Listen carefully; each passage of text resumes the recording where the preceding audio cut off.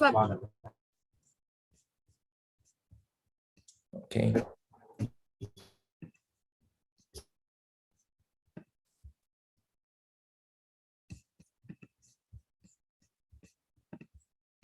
Okay, and we are live in 3, let's see.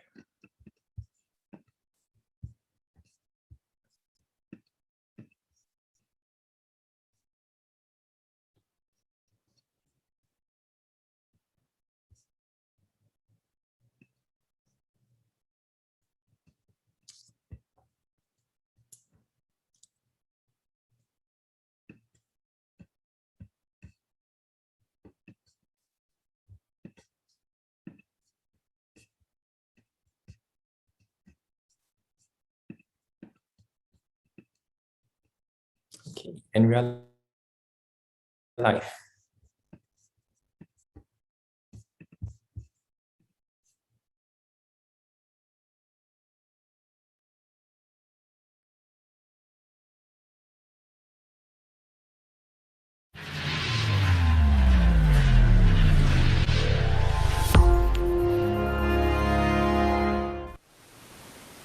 Welcome to Global Entrepreneurship Week 2021, where through national campaigns, 200 nations will be celebrating the entrepreneurial spirit and encouraging more of their citizens to consider this path of indeed entrepreneurship. You know, with almost all net new jobs in our economies coming from new and young firms, 5 years or less, the need for our societies to have more entrepreneurs has never been more important. We need more citizens helping to test ideas, figure out better ways of doing things, and creating ventures, and by virtue of that, new job opportunities for their fellow citizens. So what happens during Global Entrepreneurship Week? Well, we have celebrity entrepreneurs like Richard Branson, inspiring a new generation of entrepreneurs. We have major organizations in our field like Endeavor running national campaigns. We have institutions and academics releasing analysis and research such as OECD. And indeed we have corporations such as our new corporate sponsor FedEx, who's making it possible for communities that have been historically underrepresented in this great experiment and pioneering spirit to join the effort and to be part of the great exciting world of entrepreneurship. We've also, frankly, across the world got hundreds of thousands of partners who are just hosting activities and doing community building, building up interest in more citizens engaging throughout the year in being part of the solution to a problem, in part of a new venture. You know, when we first conceived this idea with the Ewing Marion Kauffman Foundation in 2008, it was a different time. We actually had a different mission. Our mission was to show the world that Silicon Valley in the United States did not have a monopoly on entrepreneurship. We set about to say, why isn't this possibility available to all people around the world? And we set to inspire more people to encourage their communities and the individuals in those communities to be doers, risk takers, and dreamers like we were in the United States. Of course, we have faced different problems in those days. In those days, we encountered, for example, I might meet with a government who was very warm and friendly about us coming and doing a campaign, but when we got into the communities, we found a lot of people waiting for permission to do something. Frankly, an absence of initiative in those days. And then sometimes we met gloriously innovative communities at the grassroots level, but super skeptical governments and cynical governments about what this was all about. But I'm pleased to report now that entrepreneurship is live and well. The state of entrepreneurship is strong, and we have 200 nations around the world embracing the power of their own citizens to figure out new ways of doing things, to create new economic value, and to improve not just their own lives, but also the lives of their own fellow citizens. And perhaps as evidence of this, a few days ago, on the eve of Global Entrepreneurship Week, we launched the Global Startup Ecosystem Report, made possible through the extraordinarily talented team at Startup Genome. There's so much data in this to tell this story, but allow me to point out a couple of things. I mean, the first of all, the amount of money that these ecosystems are generating has more than doubled in 4 years to $4 billion. Secondly, I think what's remarkable, it's a measure that I'm a little less personally enthusiastic about, but for some reason, economies love to look at their performance based upon whether they've created unicorns. A very important measure to some. Did we actually manage to get a company that hit that $1 billion mark? And then, interestingly enough, in 2020, 91 of those 100 ecosystems created at least one unicorn. This is a remarkable change. What's even more remarkable is a 55% increase in 1 year in among the 100 top emerging ecosystems that was able to generate wealth. I mean, we had $540 billion of ecosystem value generated in 2020. As I said, that's a 55% increase from previous years. So we had a global pandemic, and what do we see? We see rising rates of new firm formation across the planet. You know, obviously GW cannot take credit for this, but I will say the communities that have celebrated and engaged in GW over the past decade have been the resilient and important cornerstones of its emergence.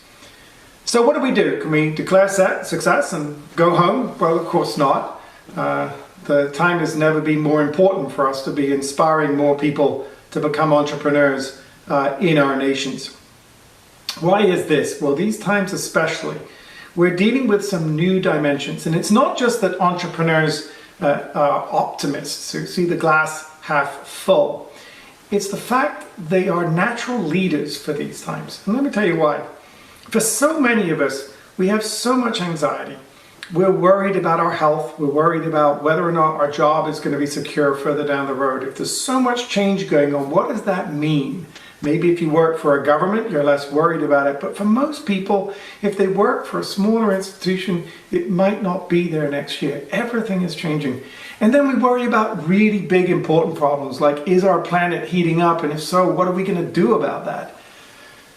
Well, entrepreneurs, interestingly enough, thrive on these challenges.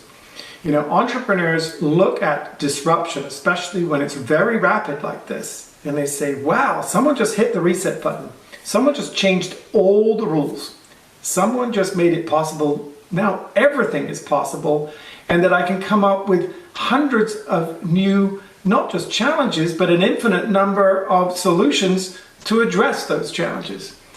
And they look at it around the fact that it is indeed a very changed global landscape. You know, of all the trends that we read about in the popular press around why is the world different in a post-pandemic world, you know, one of the biggest ones is surely the interconnectivity that's rapidly on the rise across national borders, sometimes known as the Zoom effect. It's really changing the world overnight. Millions of people suddenly trust digital video communications. We all did that previously, but it was really a kind of extra thing. It wasn't that it was a substitute for breaking bread with people in another place. Now people are trusting it as a primary way of getting things done. It's an acceptable substitute, and millions of actions are now happening across national borders that, of course, are porous to innovation and ideas and problems. You know, I'll give you one example. At the Global Entrepreneurship Network, we're very proud. We have affiliate operations in most countries around the world, and we have 14 work streams, everything from public policy and research to startup programs. But one of the areas we're active in is in early stage investing. And indeed, we have something called the Global Business Angels Network, which is a community of angel investor networks around the world.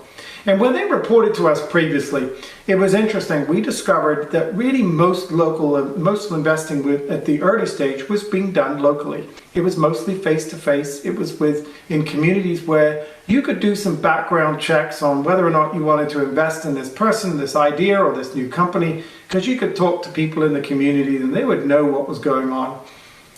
That's dramatically changed. In the post-pandemic world, we're getting reports that 80% of the investor interest in those local startups in the community is coming from overseas. It seems to be completely unknown whether or not the person on Zoom is, around the corner or on the other side of the globe. And that has dramatically opened up the sharing of ideas, of the sharing of opportunity, and the ability of someone with a great idea in a very poor country in the world to suddenly have someone see the value in that, to see that golden nugget, to see an opportunity. I could give you 1,000 other examples, but I can tell you everything has changed, and the message is that entrepreneurs are on it. This is why we're seeing these increasing rates of new firm formation. So during Global Entrepreneurship Week, we organize things around important pillars of activities. We have innovation and entrepreneurship education. We have ecosystems, and we have public policy, and perhaps most importantly of all, we have inclusion. The importance not just of having a diverse number of people invited to your party, but a diverse number of people actually dancing on the floor. Very important part of what we try to do at Gen Global. But there are big problems that need to be addressed. And so while we have these great pillars of activity, it's no accident, for example, that GW is 1 week earlier this year to align with COP26, the Global Climate Change Summit, where we have live GW presence with entrepreneurs from around the world trying to look at demonstrating how they're going to actually act on some of these great statements made by our world leaders about what we need to do for our planet. And we're also going to see a whole range of other major global challenges addressed during Global Entrepreneurship Week. But at the end of the day, the most common thing for us to mention to you is that this is going to be about the entrepreneurs. Entrepreneurs, as we know, are the leaders. They're the people that we are all working for. We're just the enablers. We're the builders. We're sometimes known in Brad Feld's very early writings as being the feeders to the entrepreneurs. And that's great.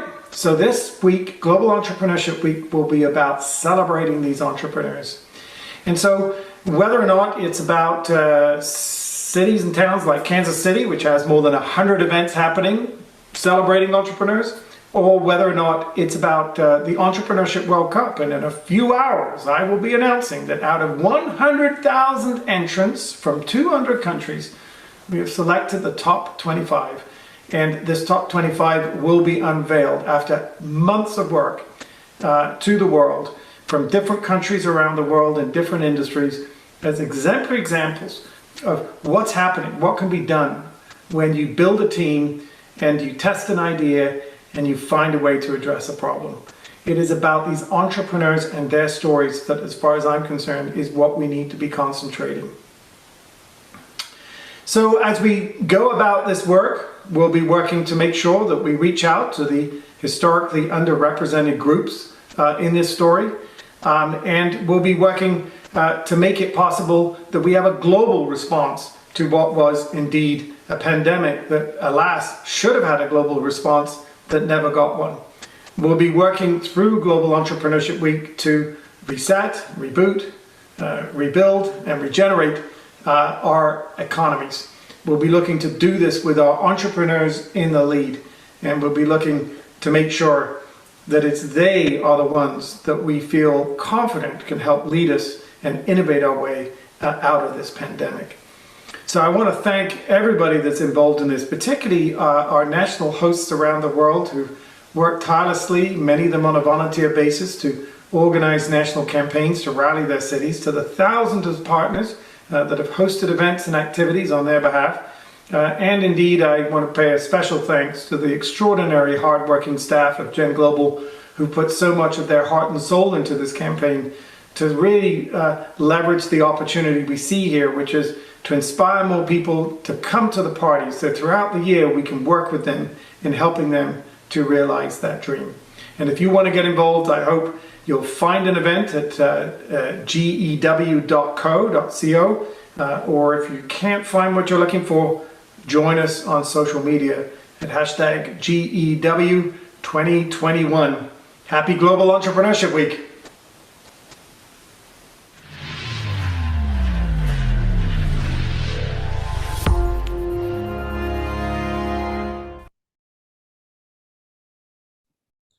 Right. So that was our president for the Global Entrepreneurship Network, welcoming us for the start of the Global Entrepreneurship Week.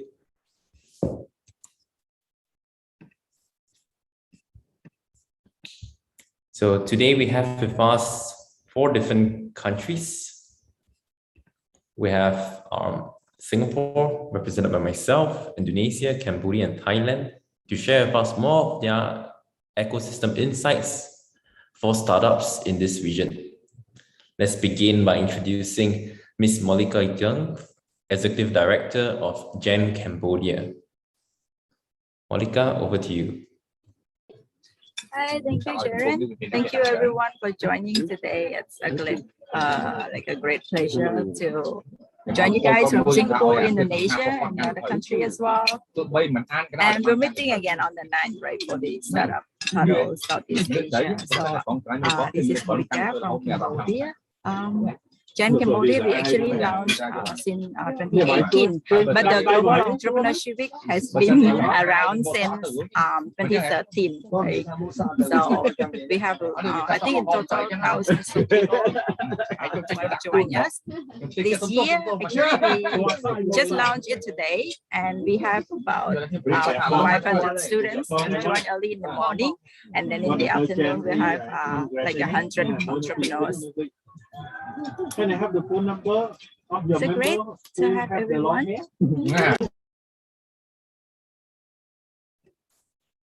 Right.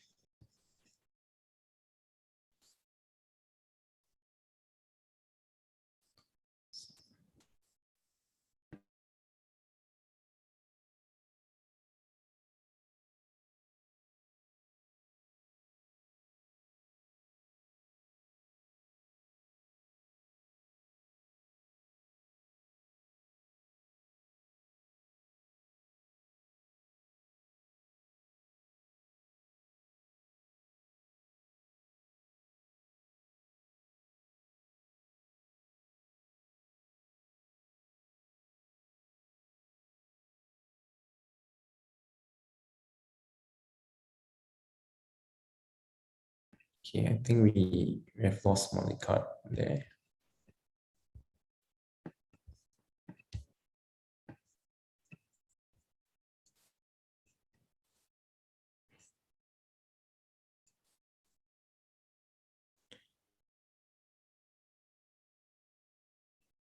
I think we can proceed to Ivan from Indonesia while Molika gets back her connection. I think she was lost there.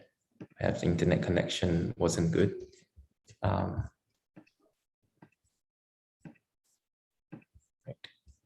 So let's move on. We have Mr. Ivan Senjaja, Managing Director of Global Entrepreneurship Network Indonesia, to share with us more insights on the startup ecosystem in Indonesia itself, and also some other programs that GEN Indonesia will be doing in the coming year. Okay. Thank you so much, Jayren. I hope you can hear me well.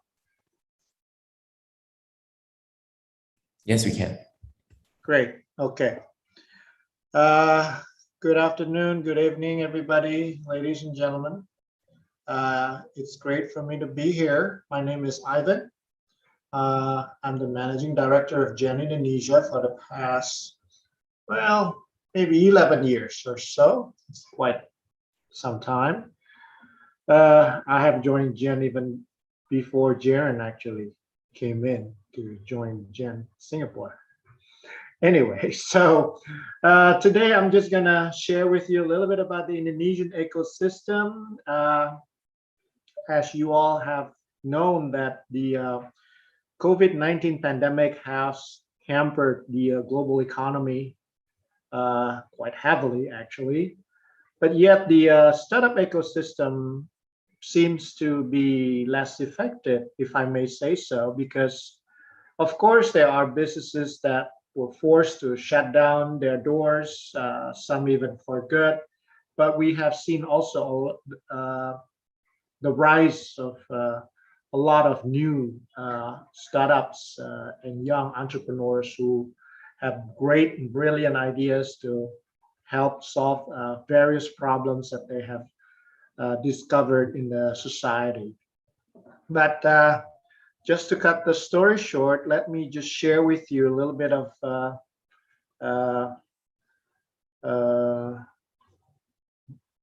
information about the Indonesian ecosystem. Hold on one second.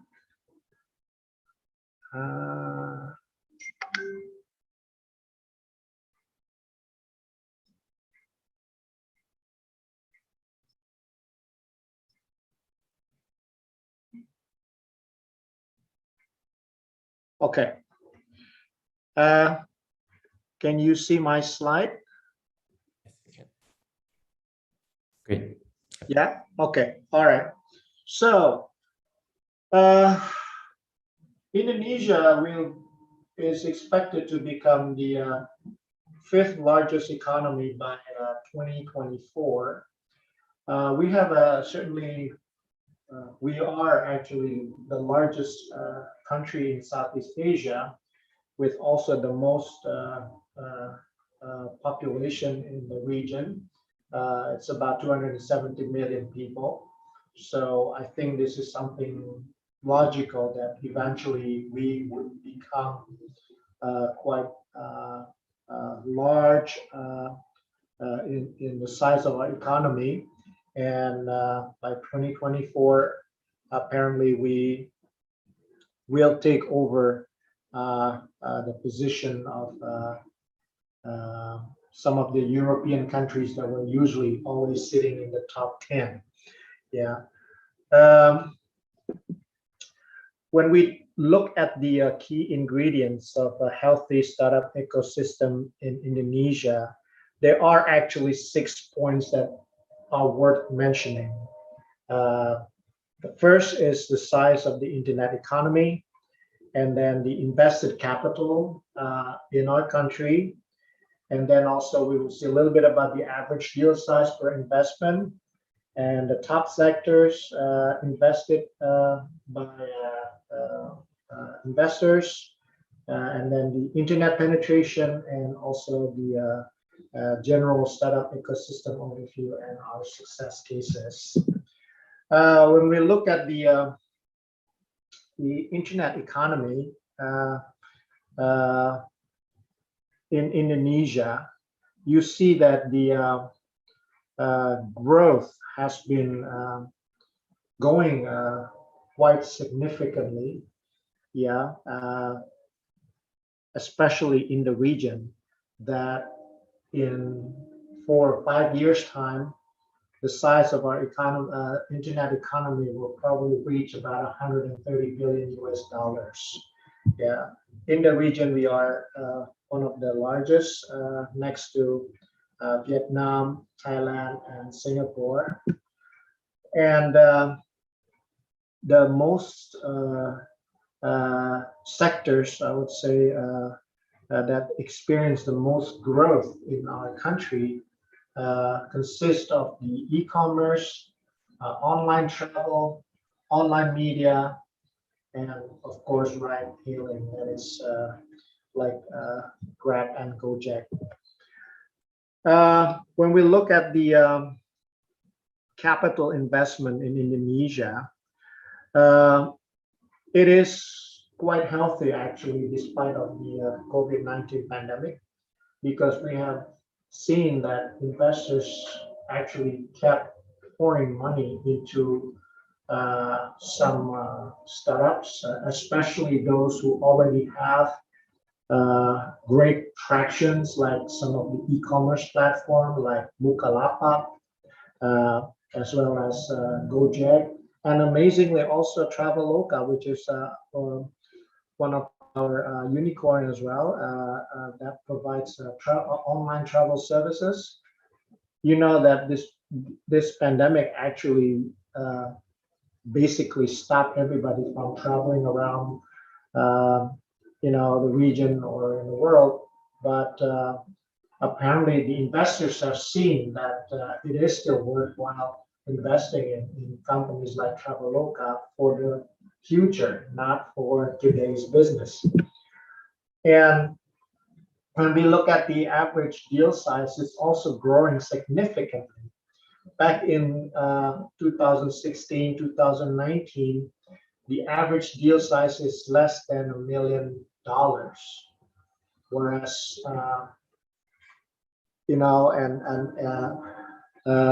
today, most of the startups have already actually received investments in the size of more than 10 million US dollars uh, since 2019. So more and more investors are actually more bold in putting their money in startups. Of course, most of the investors are still mostly international and foreign rather than local.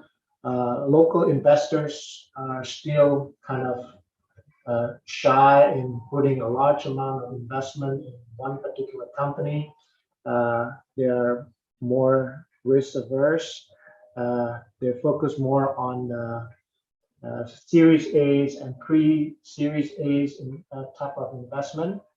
But of course, there are a lot of foreign investors like the SoftBank or the Sequoia Capital, even Amazon and Alibaba have invested their capital significantly in some of the Indonesian startups. Okay, and then when we look at the sectors that get most invested, the biggest one is the multi-vertical type of companies, followed by fintech, payment, and then also retail like e-commerce and financial services. Now, interestingly, this is very much perhaps Indonesian phenomenon, or probably it could also be global phenomenon, that people like to have a super app. That is an app that can help them do lots of things. Let me give you an example. Before, Gojek is, if you probably know, it's one of the fierce competitor of Grab. It's a Malaysian ride-hailing company. Both of them are equally, I would say, big in Indonesia. But they are actually expanding their business beyond ride-hailing services, which include payment system, even e-commerce, and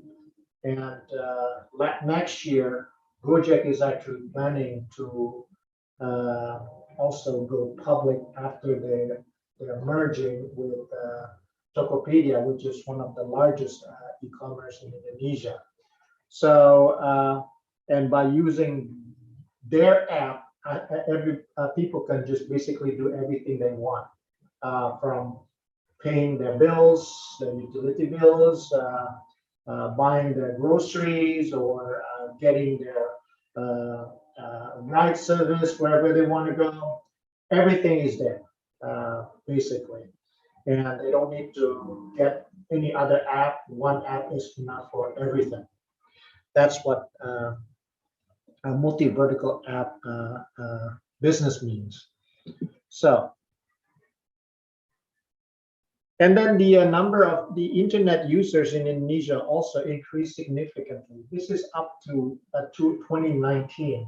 But since the pandemic, actually the Indonesian government has invested much more money to also provide internet service even to the most remote area in Indonesia, simply because of the COVID-19 pandemic has hindered people from going to work or going to school, that everything has to be done from home, that everything basically is managed from their computer, their smartphone, everything. And internet has become one of the major essential need basically for everybody in the country. So if you have seen that the Indonesian government has also built the major infrastructure for the internet, such as the tower and the network, the 4G network, and in some area even 5Gs in big cities, particularly to ensure that everybody can access internet in a very comfortable way. I don't have the data for 2020 yet because I still have not seen like a valid data so far, but I'm sure the number is certainly more than 200 million. And according to the recent Global Startup Ecosystem report, which was launched last month in London, the capital city of Indonesia, Jakarta, is ranked 3 as the most emerging startup ecosystem in the world. It slipped 1 spot compared to last year, 2020, when Jakarta was actually ranked 2 after Mumbai. But in that was sorry, it was in 2020. But in 2021, Jakarta is ranked 3 after Mumbai and Copenhagen, which takes the 2nd place for this category. And if you see that the entire ecosystem in Jakarta alone is worth about $26 billion US. Yeah. So, and the early stage funding that Jakarta has attracted is close to 900 million US dollars, simply because of most of the startups are in Jakarta. Jakarta is the largest city with more than 20 million people living in here. So, and a lot of young people certainly, and who are quite vibrant in creating businesses and startups, which have actually attracted also lots of investments from both local and international investors.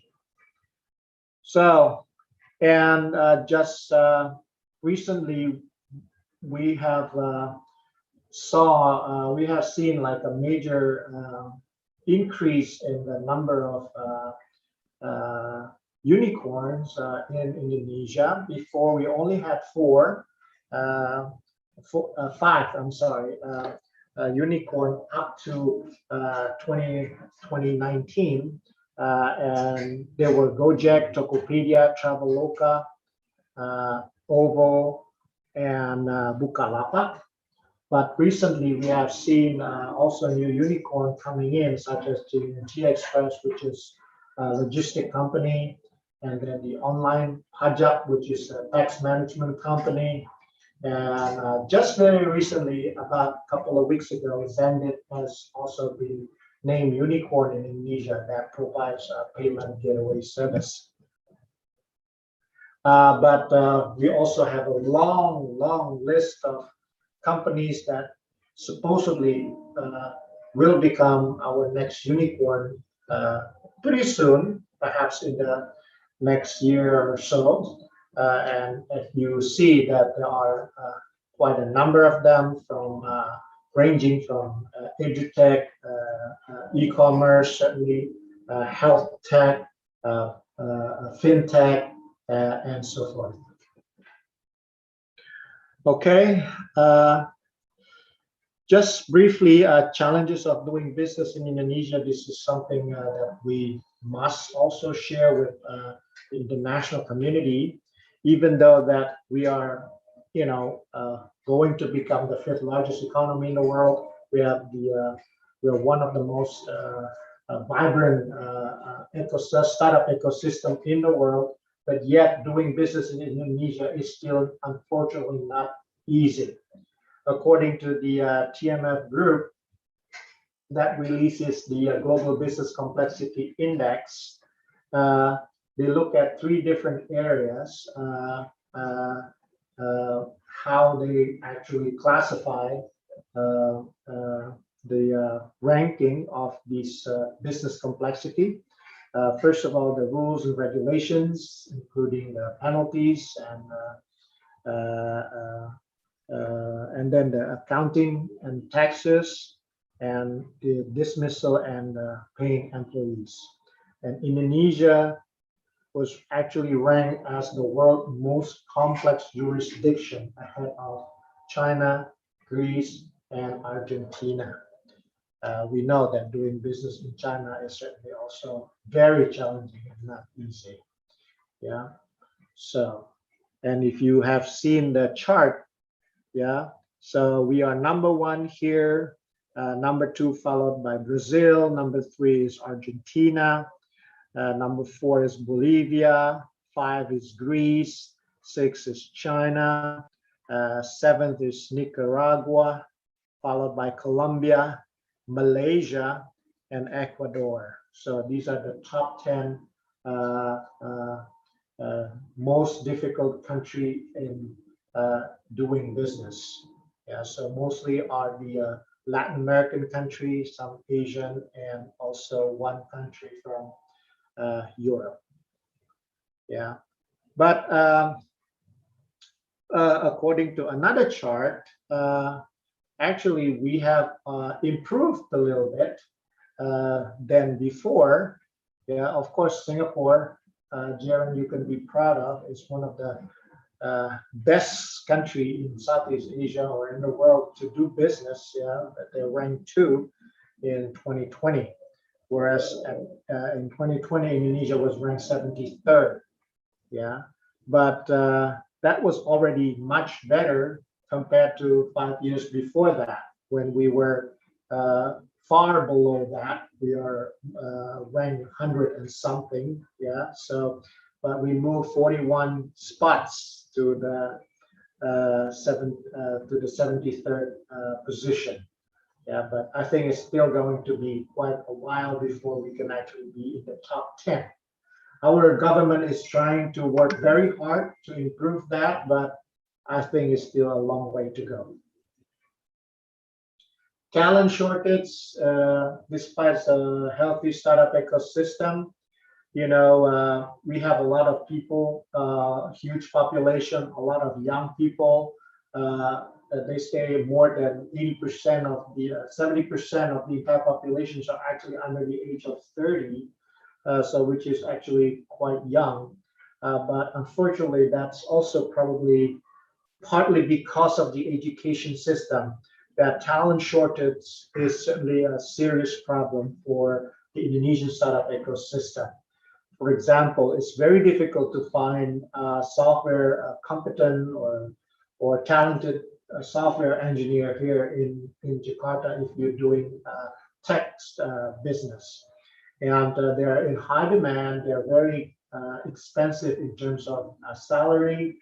Yeah, and oftentimes big companies or big startups like Gojek or Tokopedia decided simply to buy another tech company, perhaps in Bangalore, in India, that can help them do all the technical analysis, like the software engineering company in Bangalore, which is cheaper rather than trying to recruit their own engineer here locally.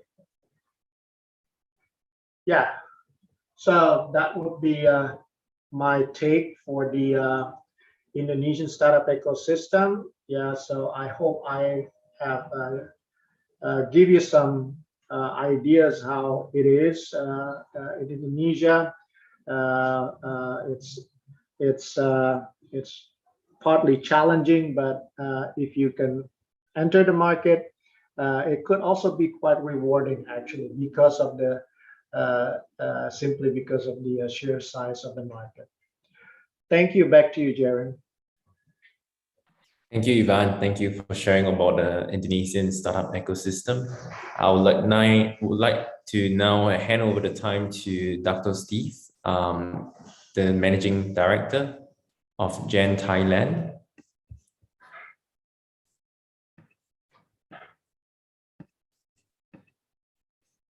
Right. Dr. Steve, over to you.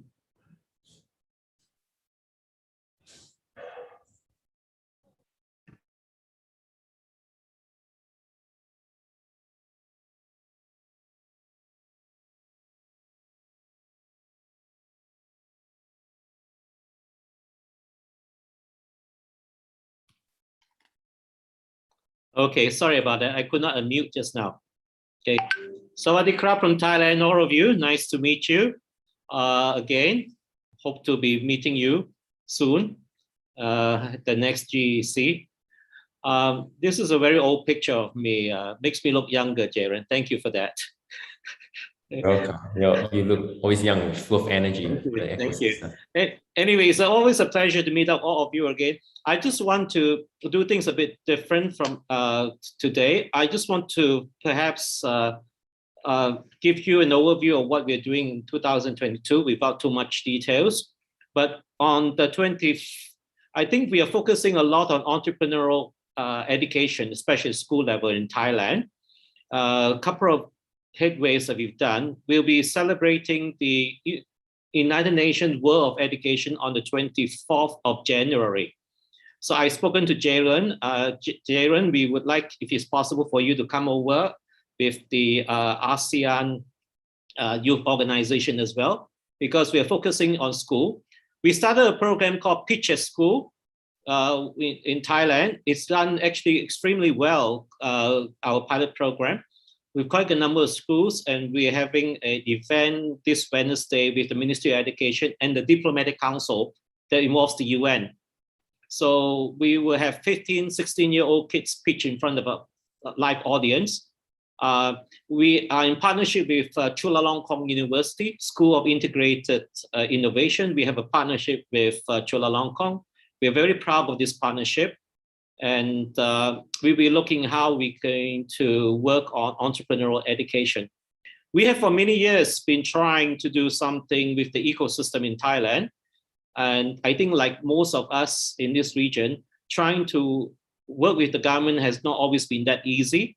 But I must, kudos to Ivan. Ivan has been very, very good in working with the Indonesian government. They've been very supportive because we've been to quite a number of your events, Ivan. In Indonesia, from your mayors to Surabaya to the government situation. Thailand, we managed to get a few international events, but they come and go depending on the minister. So we don't have. We would like to have consistent support from the government, but I think that has a lot to do with the political climate and who's in charge. So we find that we need to do something on our own that's sustainable without having to depend on government funding or government support all the time. When that comes, is great. We'll welcome that very much. Perhaps with the partnership with Chulalongkorn University, we may be able to get some consistent support on that. With the Diplomatic Council, which is under the UN, we are also setting up a working group on entrepreneurial education and sustainability development for the Mekong region. Mekong region in this sense involve Cambodia, Laos, Myanmar, Thailand, and Vietnam. We like to work with the other, this is a research that will be headed by Chulalongkorn Institute with Dr. Pedro and a few more other organizations. We would like to later on invite the other Gen MDs to maybe get organization involved. The purpose of this working group is to work with the UN and bring and produce a working white paper draft to the government on the best practices on education. sector. Okay, so this is my overview. So without further ado, I know that I've asked Dr. Pedro here. Dr. Pedro Posana is the Deputy Executive Director of Chulalongkorn University School of Integrated Innovation, our partner for Jayren Thailand, and working within the region as well. And we're very proud to have him and very happy with him being very involved in what we're doing in Thailand. And I'll be hoping to bring him and the team to GEC in Riyadh in March when we meet up. So something we're still working on now. So without further ado, I'd like to introduce Dr. Pedro. Dr. Pedro, would you please introduce yourself and perhaps give a rundown on the Thailand ecosystem as well? Thank you very much, Steve, and extremely pleased to be in this event today. So go-to-market opportunities in Southeast Asia, specifically on Thailand. So I think this me wonderfully, but just to recap, I'm the Deputy Executive Director in a newly established faculty at Chulalongkorn University, the School of Integrated Innovation, and I'm also looking after the entrepreneurship and core business curriculum at the school, which consists of 6 management subjects, starting from entrepreneurship. So let me just share the agenda, and I'm also taking the time. So I have 10 minutes. I'll try to touch on all these points in 10 minutes. So I'll first give a very quick overview on status, innovation, economy in ASEAN and Thailand, and how Thai economy is under transformation. And then I'll jump into innovation-driven entrepreneurship and the Thai ecosystem specifically. So what we have observed during COVID pandemic crisis is that there is still a lot of interest in innovation, a lot of funds coming to Southeast Asia. And to an extent, 2020 and 2021 have been sort of pivotal years for Thailand. So to be honest, Thailand was definitely lagging behind, well, not only Singapore, but also many of other regional peers like Malaysia, like Indonesia, like Vietnam. And the data are telling this story exactly, but in these two last years, 2020 and this year specifically, there is really increased interest in innovation, and also finally Thailand got the first 3 unicorns. So I'm gonna introduce them at the end of my speech later on. So this is an overview of growth and industries, technology industries growing in Southeast Asia. So a predominant role is still played by Singapore as the financial center of Southeast Asia and innovation ecosystem also. Indonesia, due to the large market, and Vietnam. And specifically e-commerce, you can see here the increase of e-commerce in the past 5 years. So definitely ASEAN, thanks to an extent to the pandemic, is entering into an age of digitized e-commerce. So in the past 5 years, we have seen an increase, almost 6 times increase, which is more than China. China, to an extent, is already a full adopter of e-commerce solutions in the United States.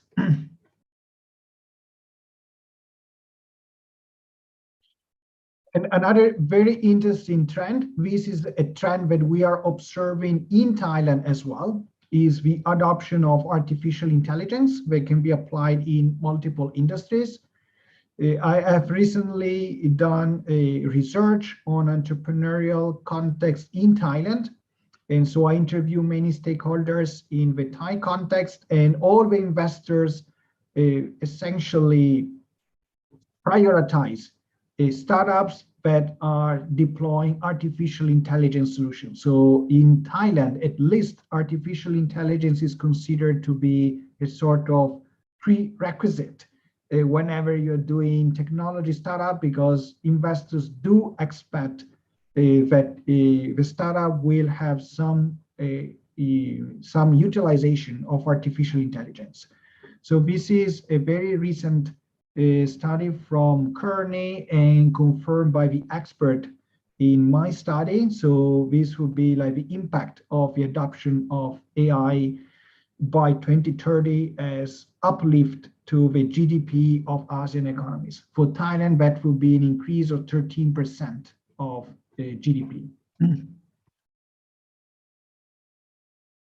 Other important trend, this is a trend that we observe across all Southeast Asia and in Thailand specifically, is data privacy. This is also something that we are working with the UN Diplomatic Council. So this is, like also an area where Steve is giving a tremendous contribution. So Thailand has drafted a data privacy law, and this law will become effective starting from next June, in June 2022. So this again is in a way reshaping the regulatory framework of Thailand. And still, we look at Singapore as a benchmark in the region in terms of policies, issued, established by the Singaporean government to promote innovation and to attract international players and international startups.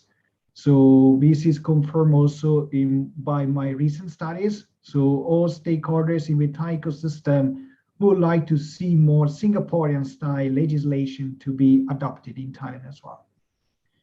And this is also interesting because it shows that basically, if we look at GDP per capita and deals by country, so this is actually from 2015, but the trend is still confirmed up to now. So we see that there is a match in Singapore as an advanced economy. We see a match in Vietnam, but there is a lot of potential for further growth in the other ASEAN economies. So Malaysia, in Thailand, Philippines.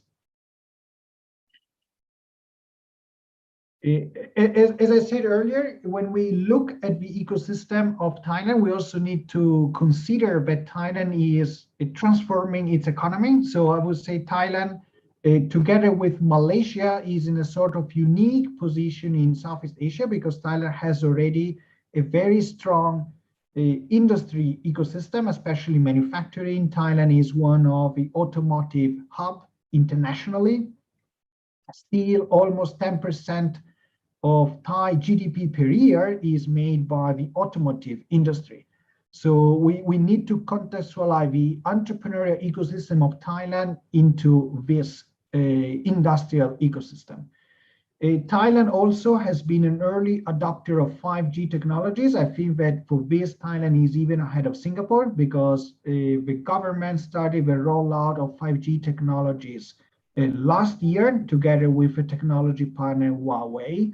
So there are already a lot of use case of adoption of 5G in industries for smart manufacturing and also in metropolitan areas for smart home applications. And here you can find the digitization target of Thailand. Thai government enacted in 2017 with this 20-year national strategy. So the goal is for Thailand to become a developed country with the use of digital technology by 2037. And there are two major milestones in 2022 and in 2027. So here you can see a bit more information about 5G strategy plan for Thailand and how 5G will be adopted by Thai industries.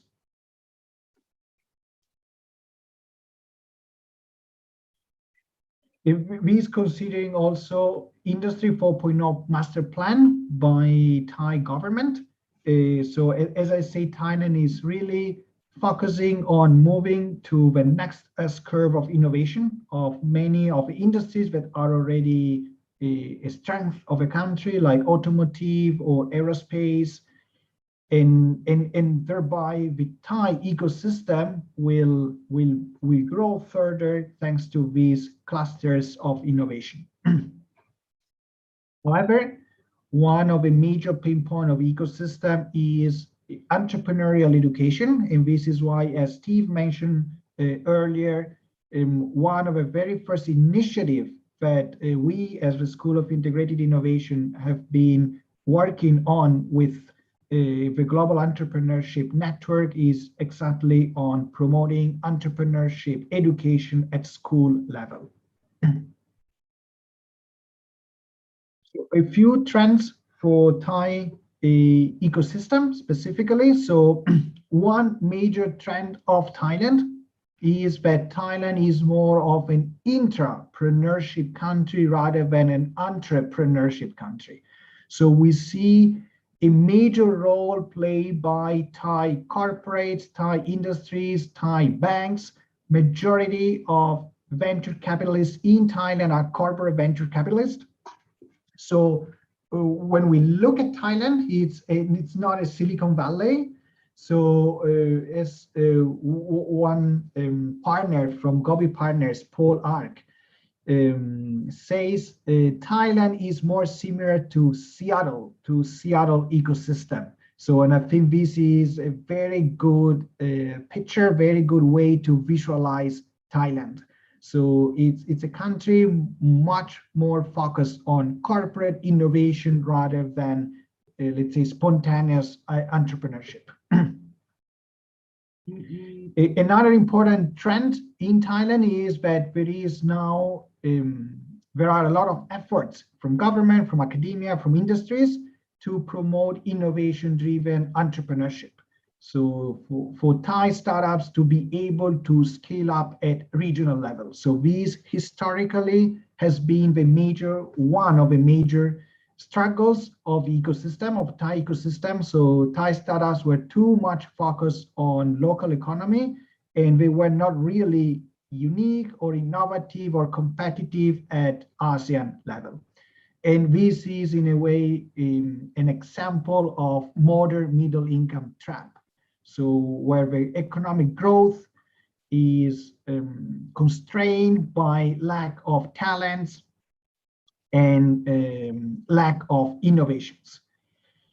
VC deals are still fewer compared to Singapore, compared to Indonesia, and compared to Vietnam. But on the bright side, what we see happening in Thailand is that the IPO market is booming.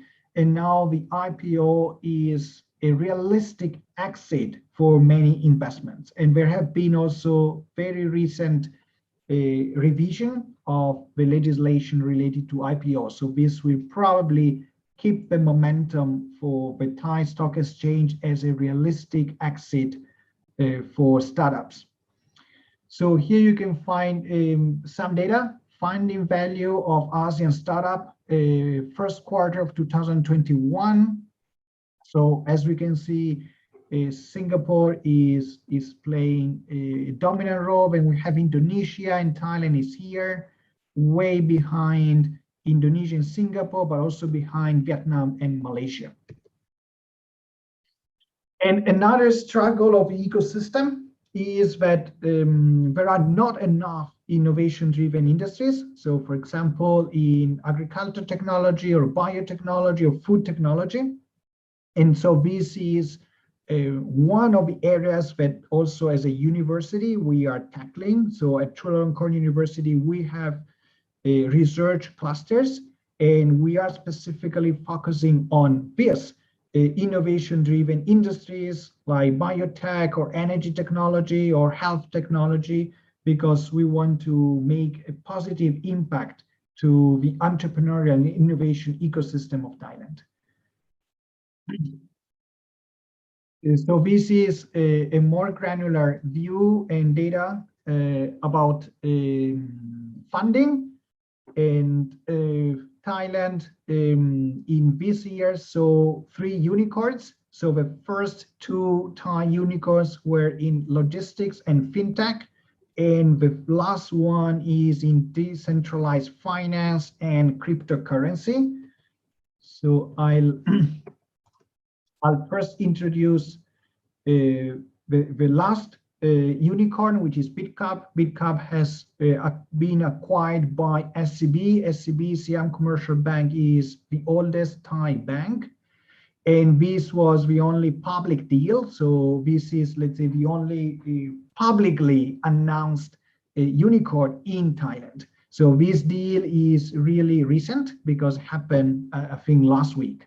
So we are still assessing the impact on the ecosystem, but definitely this was a major news. Also considering the SCB, Siam Commercial Bank, is completely transforming the business. So they are transforming from a bank, commercial bank, into a technology conglomerate, similarly to what Ping An, an insurance group from China, recently did.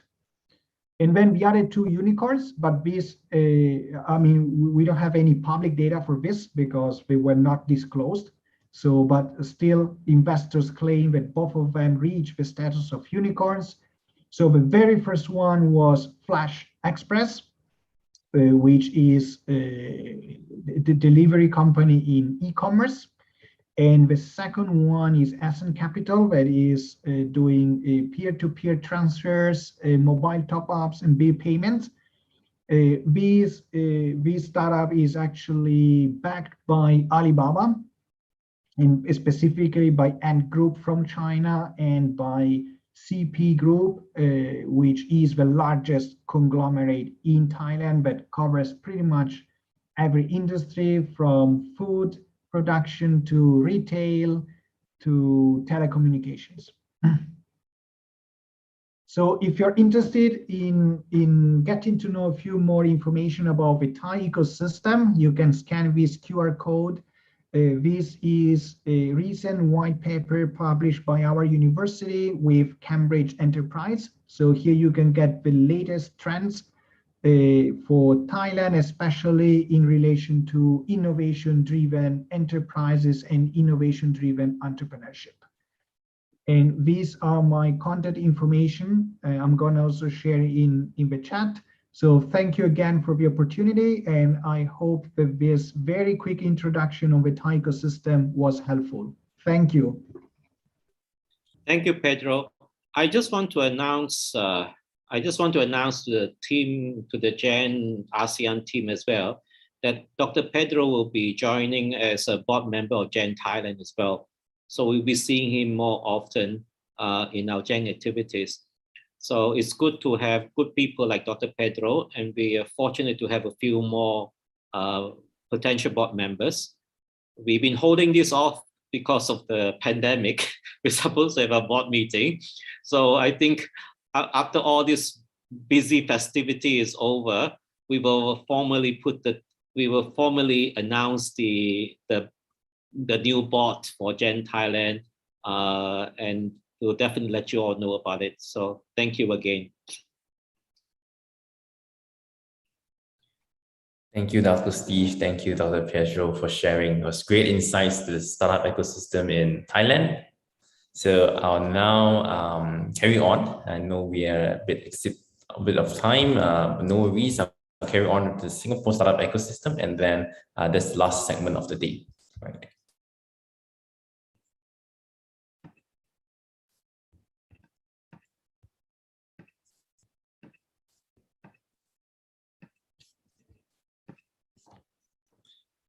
All right, so my name is Jayren. I'm the Managing Director for Gen Singapore, the Global Entrepreneurship Network. As part of the Global Entrepreneurship Week this year, we're sharing a lot more on the different ecosystems in Southeast Asia. This wouldn't be possible without our partners in Thailand, Indonesia, Cambodia, and Malaysia. Just want to also add on to what was shared in the opening ceremony. We are thankful to have 2 global finalists from Singapore for this year's Entrepreneurship World Cup. The first would be our idea stage company, the Authentic Platform. They are a one-stop platform that connects individuals with caretakers of individuals with disabilities, and also connect them with providers for specialized care services. So essentially, individuals with intellectual disabilities will be able to benefit from their platform. The other global finalists from our growth stage startup, NDR Medical Technology, they are a medical robotics technology company that uses AI and image processing to fully automate the needle targeting procedures in many of these surgeries required to complement surgeons. So we're very thankful that these two startups from Singapore managed to enter the global finals that are happening in Riyadh, Saudi Arabia in second week of December. We also want to thank also the ASEAN organizers and also share that Thailand, Jess Berry from Thailand also managed to enter as a global finalist. So we have at least 3 companies from Southeast Asia that entered the EWC top 25 and to be flown to Saudi Arabia to compete globally. Yeah.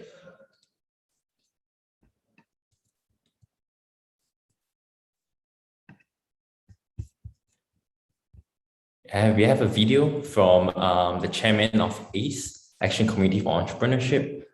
They work closely with the government in Singapore, Enterprise Singapore, to create policies that are favorable for entrepreneurs, investors, and also ecosystem stakeholders. So just share the video.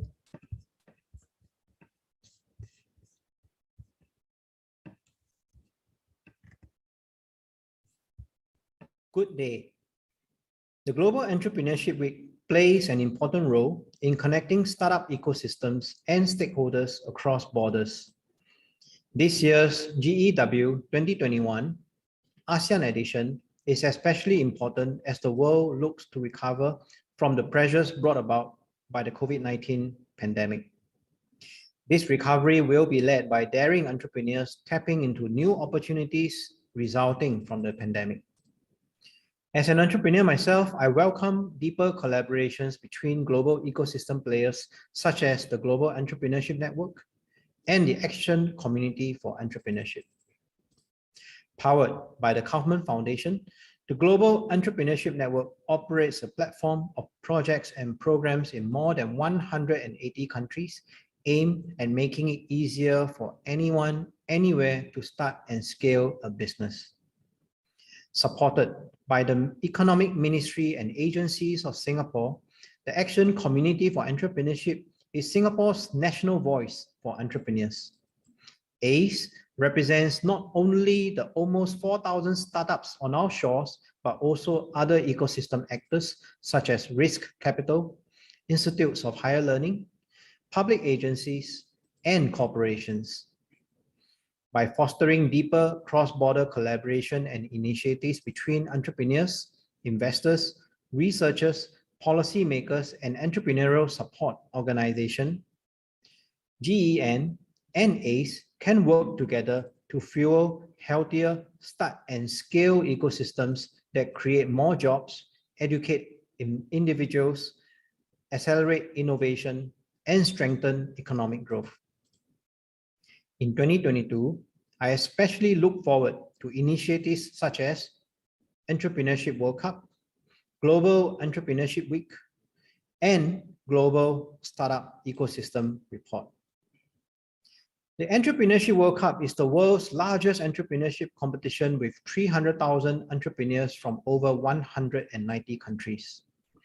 The Global Entrepreneurship Week, or GEW, is a global week of entrepreneurial events happening in the month of November, with thousands of events and competitions in 170 countries to inspire millions to engage in entrepreneurial activity.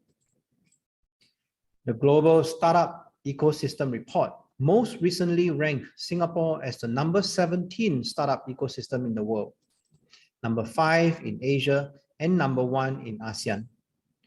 While ACE is very proud of the work Singapore has achieved for the startup and innovation ecosystem, we will not rest as there remains much to do and learn from other ecosystems. To global startups, ACE and Singapore is your viable and friendly launchpad for you to land in Singapore and expand across Asia.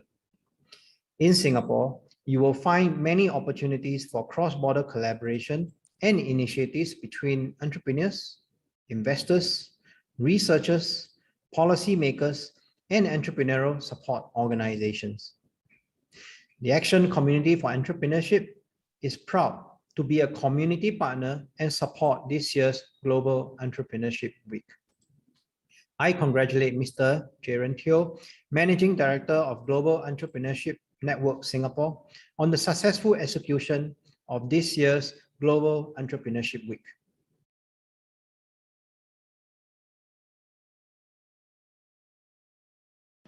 Right. So that was from the chairman of the Action Community for Entrepreneurship in Singapore.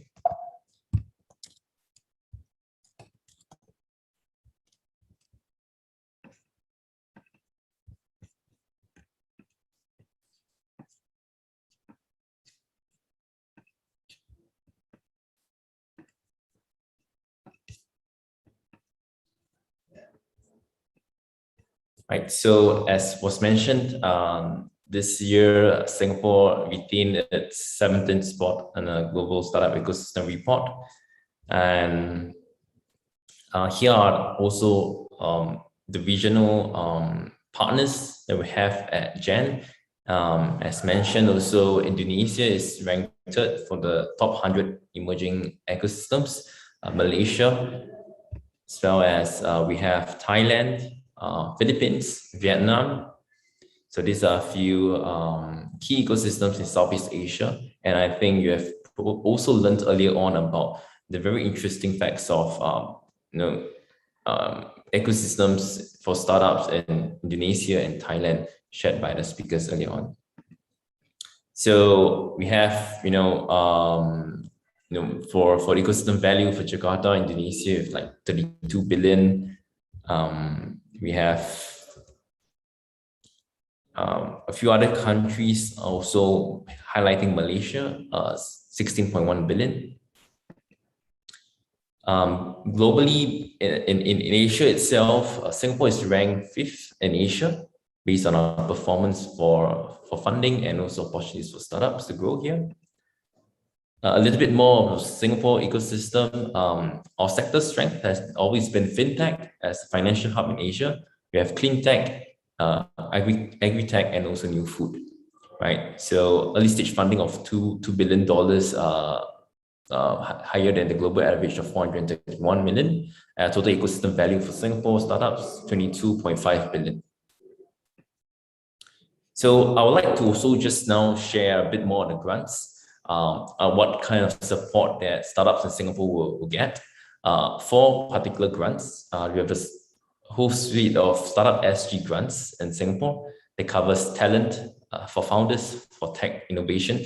We also have the Productivity Solution Grant, where companies can actually use these pre-approved lease of solutions and have them subsidized by the government. We have a Market Readiness Assistance Grant that gives them funding to go access new markets in Southeast Asia, China, and India.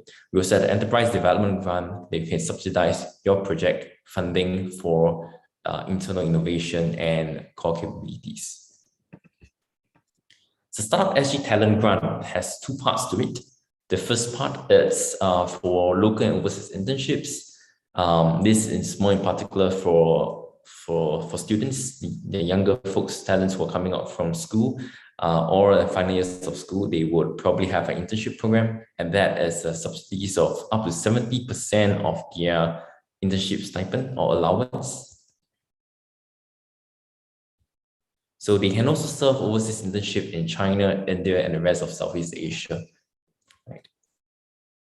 So if you are a company based, if you are founder based in any parts of Southeast Asia and have your company registered here in Singapore with at least 30% shareholdings, Singaporean shareholdings, you can also tap on this grant as long as you provide internship opportunities for full-time students who are Singaporeans or permanent residents. Right. So the second part of talent grant is the Management Associate Program. This is where it's only applicable for Singaporeans. And all companies who are hiring Singaporeans, you can also apply for this. They can be fresh grads or existing employees with no more than 3 years working experience in your company. You can get up to 50,000 Singapore dollars of funding for each employee that you are sending abroad in China, India, and Southeast Asia.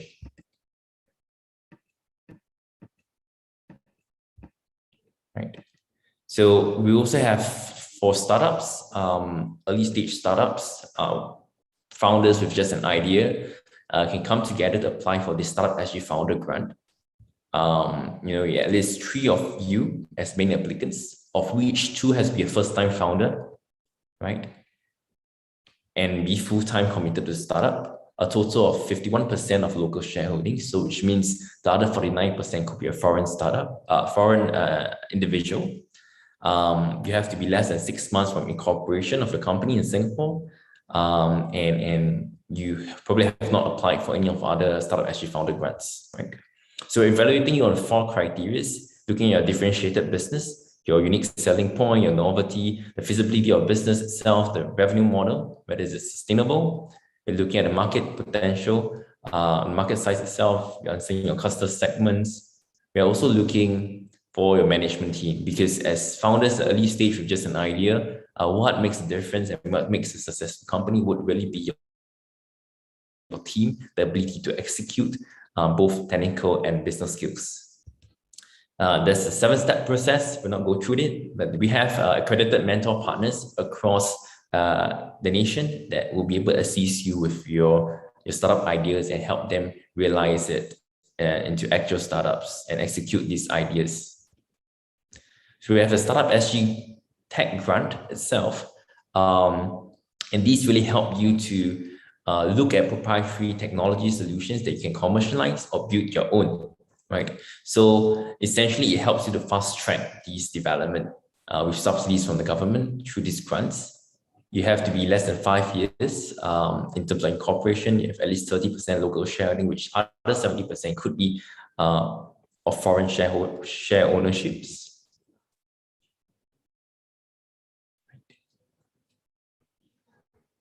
And also some core activities carried out in Singapore itself. You can also have business activity in the rest of Southeast Asia. Ultimately, you have to either lead to or build upon a proprietary technology or patent that can be commercially viable through your entity, right? So you have 2 parts of this grant. The first part is 250,000 Singapore dollars of proof of concept grant. After you have proved the concept is viable, you can move on to proof of value. It gives you up to $500,000. Here's the productivity solution grant. This applies to all companies that are registered in Singapore. You can apply for this grant. There are specific pre-approved solutions for depending on which industries you're in. Typically, every company will require accounting, for example, and that covers like Xero accounting and many other softwares that you may need, such as SAP, Microsoft, Google, etc. Right? So there's a couple of softwares you might need can be found in the productivity solutions grant, including file sharing softwares like even Dropbox, for example. Subscription can be also subsidized through the productivity solution grant.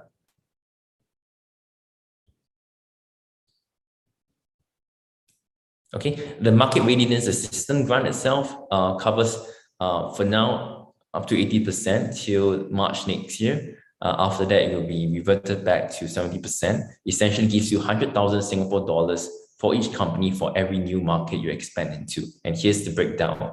On promotion, marketing costs in the new market is kept at 20,000 Singapore dollars.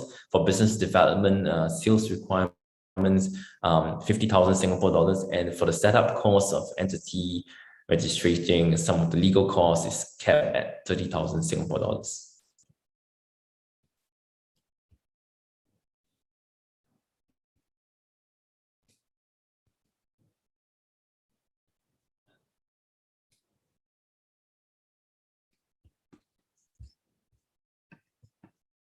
Right, so the last grant I'll cover is the Enterprise Development Grant.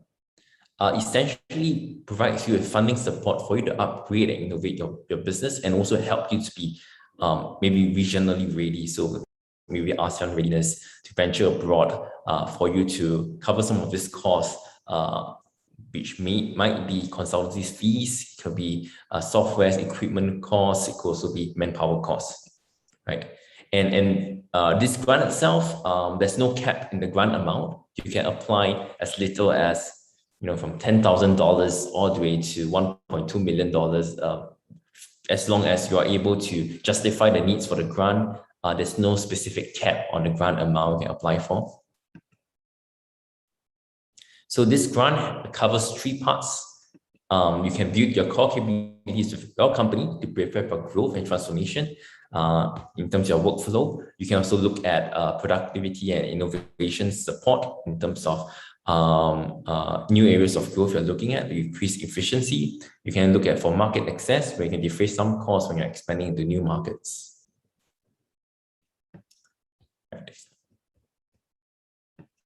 So you have to be registered in Singapore and operating with at least 6 months, have enough revenue generating if possible. If you're pre-revenue, then you have to justify the investments you have raised. And you must be financially viable and able to support your project from start to finish. And it has to be completed within 12 to 18 months. Other sorts of co-investments from the government, there's a seeds capital, where multiple venture capital funds in Singapore, like Quest Ventures, for example, has been approved to be a seeds capital partner, where investments from them could also be co-matched by the government. And these are the breakdown. For general tech, it's up to 2 million Singapore dollars, and for deep tech, it's up to 8 million Singapore dollars. So what's next for Gen Singapore and what's in the pipeline for next year? We actually have the Global Entrepreneurship Week till 14 November. We also have a subsequent event on the 30th of November. That's a World Social Innovation Forum. And then next year, we do have also our Entrepreneurship World Cup 2022 from April to June, and co-organized by Gen Singapore, Thailand, Indonesia. So the rest of the week programs, if you can see, from now all the way till 14 November, we have a series of very interesting events that will help you and your startup grow. And more importantly, understand, learn from the experiences by our panelists, our speakers, and help shorten the learning curve. So what's happening tomorrow? I've come to the end for today's opening session. And tomorrow we're going to have the first ever, the inaugural Startup Huddle Southeast Asia edition. We're going to hear from 5 startups from 5 different countries, namely from Cambodia, Indonesia, Malaysia, Thailand, and Singapore. So they are all coming in to share about their business. And here's where they can also learn from the experienced mentors, investors, and advisors. Right. So thank you so much. Thank you for your time and for staying true with us. We've come to the end of today's session, and maybe we'd just like to invite everyone to turn on the cameras, and we'll do a photo taking together.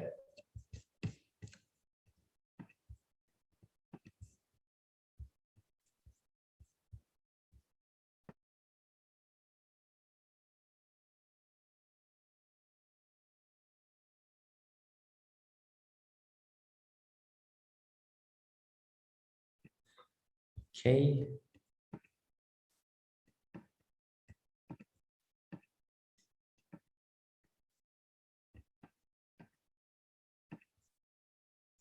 Right. I'll just take a photo. Okay. Right. 3, 2, 1. Smart. Okay. All right. Thank you. Thanks, everyone. Thank you for your time. Look forward to have you with us tomorrow for inaugural Startup Huddle Southeast Asia. Thank you. Good night.